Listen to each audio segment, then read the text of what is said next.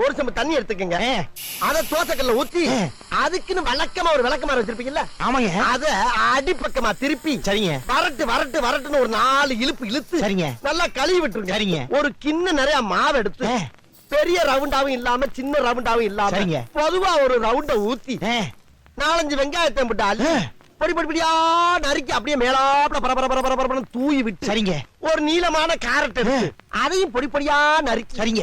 அப்படியே மேலாப்ல பரபரப்பா தூவி விட்டு சரிங்க. ஒரு 16 கரண்டி நெய் எடுத்து சரிங்க. அதுல 6 கரண்டி நெய்ய உள் சைடு அப்படியே லேசா விளாவி விட்டு சரிங்க. 10 கரண்டி நெய்ய தோசைக்கு வெளி சைடு அப்படியே மேலாப்ல விளாவி விட்டு சரிங்க. இட்லி பொடி இருக்கு பாத்தீங்களா, அத அப்படியே அள்ளி மலை சாரல் மாதிரி அதை மேலாப்ல பரபரன்னு அப்படியே பேய விட்டு சரிங்க. பொத்துனாப்ல அப்படி ஒரு பருத்து இப்படி ஒரு பருத்து அப்படியே ரெட்டி கலர்ல முருக விட்டு கம கமன்னு ஒரு ஊத்தப்பத்தை எடுத்து